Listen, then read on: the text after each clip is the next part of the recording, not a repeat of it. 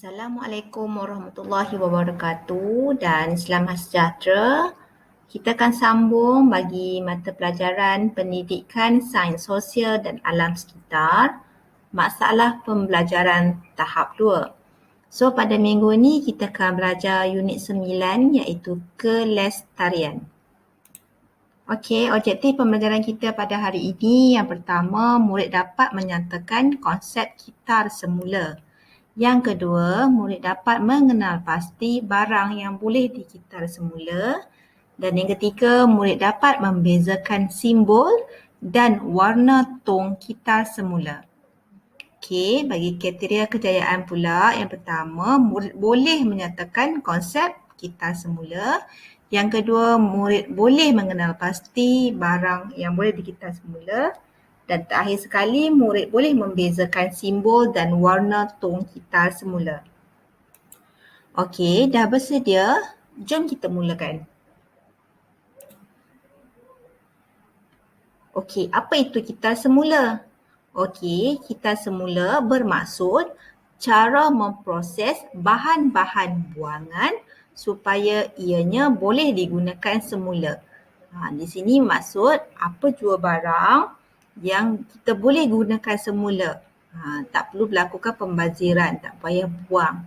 So, kita boleh menggunakannya semula, itu dipanggil sebagai proses kitar semula. Okey, apa barang yang boleh dikitar semula? Okey, terdapat pelbagai bahan buangan di sekeliling kita yang boleh dikitar semula. Antaranya kaca, plastik, tin dan juga kertas. Okey, kitar semula mempunyai simbol seperti di bawah. Simbol ini biasanya akan kelihatan pada tong sampah. Boleh awak beritahu cikgu, manakah tong sampah yang boleh dikitar semula? A ataupun tong sampah B?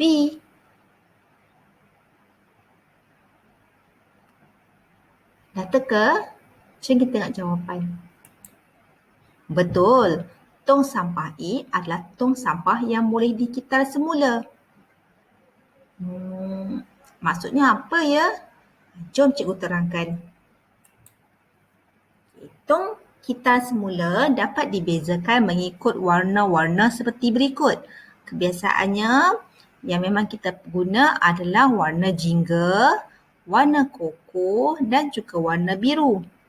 Setiap tong ini mewakili bahan buangan. Sebagai contoh, warna oranye adalah untuk sisa buangan tin dan juga plastik. Manakala koko adalah untuk bahan berkaca. Dan tong yang berwarna biru adalah untuk bahan buangan kertas. Bahan yang boleh dikitar semula untuk tong biru yang pertamanya kertas. Seperti apa? Okey, yang pertama majalah, surat khabar, kotak-kotak cardboard, buku dan sebagainya yang masih elok dan boleh dikitar semula. Seterusnya, bahan yang kedua adalah plastik. Untuk membuang bahan plastik, awak perlulah membuang dalam tong yang berwarna oranye ataupun jingga. Botol plastik, lutsinan dan berwarna. Contohnya, botol minuman mineral awak, tong basuh baju, bekas basuh baju tu, Dynamo ke daya yang mak awak guna tu, itu kita boleh gunakan untuk kitar semula. Okey, bahan seterusnya adalah tin ataupun aluminium. Sama juga, tin dan plastik perlulah dibuang dalam tong sampah yang berwarna jingga. Seterusnya, untuk sisa buangan bagi tong yang berwarna coklat adalah untuk kaca. Contoh kaca adalah kaca lutsinar, kaca berwarna, botol minuman berkaca, botol vitamin, bekas-bekas kosmetik macam perfume. Itu semua boleh digunakan semula. So, bila awak jumpa barang-barang ini, kumpul dan buangkan di dalam tong sampah yang berwarna koko. Di bawah merupakan contoh tong sampah kita semula. Kebiasaannya awak akan tengok tong-tong sampah ini di tempat-tempat seperti sekolah, tempat pelupusan. So di sini awak tengok dia ada simbol kita semula dan dia ada 3 warna. Okey, kalau dekat rumah awak, selalunya awak tengok tong warna apa? Warna hijau kan? Okey, warna hijau adalah untuk sisa buangan domestik. Apa itu sisa buangan domestik? Okey, sisa bahan buangan domestik ni maksudnya bahan-bahan yang tak boleh diguna balik dah. Contohnya sisa-sisa makanan, sisa-sisa ikan, kita bersihkan ikan. Benda-benda macam tu itu kita gelarkan sebagai sisa buangan domestik. Maksudnya kita bahan buangan daripada rumah.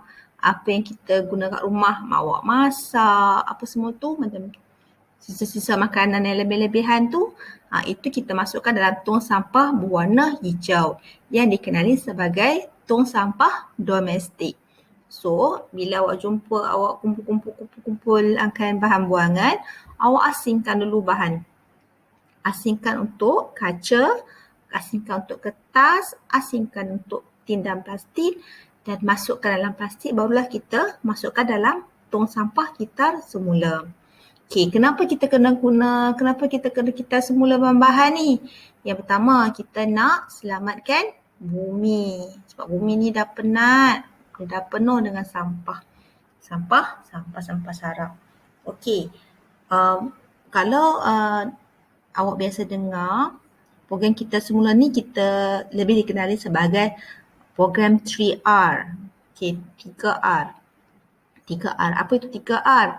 Yang pertama, reduce, reuse dan recycle. So, kita guna semula, reuse, recycle, kita semula,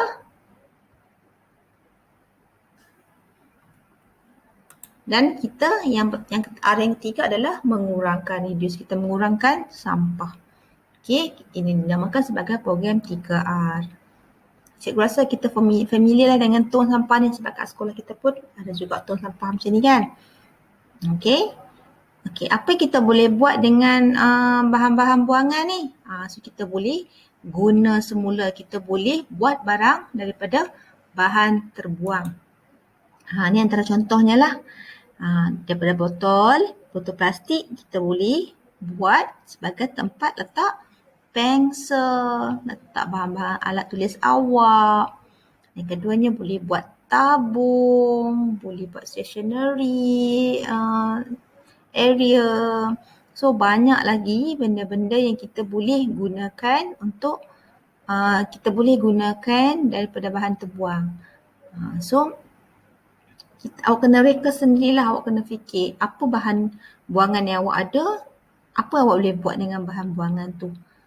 Sayang kan kalau kita nak buang macam tu saja sedangkan benda tu masih elok untuk digunakan. Okey, faham? Okey, kita pergi aktiviti yang seterusnya. Okey, untuk aktiviti, cikgu minta awak untuk menghasilkan satu barang kita semula menggunakan bahan terbuang yang ada di dalam rumah awak. So, awak carilah barang apa yang ada dalam rumah dan awak gunakan semula. Awak cipta, awak buat inovasi apa yang awak boleh lakukan dengan bahan yang awak kumpul, apa barang-barang terbuang. Sebagai contoh, cikgu dah bagi tadi dah. Botol air plastik kita boleh buat letak pensel.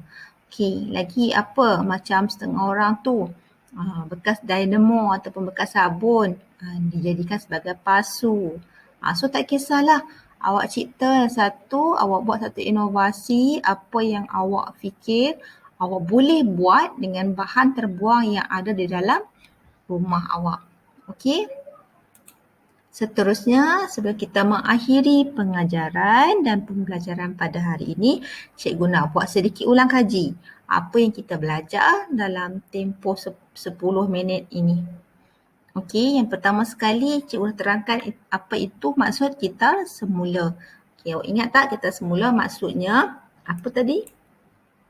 Cara kita menggunakan balik bahan-bahan yang terbuang. Dan kedua, awak juga dah belajar barang yang boleh dikitar semula. Apa barang yang dia boleh dikitar semula? So ada 3, tin dan juga elemen. Tin dan juga yang tadi kita belajar apa barang yang boleh dikitar semula.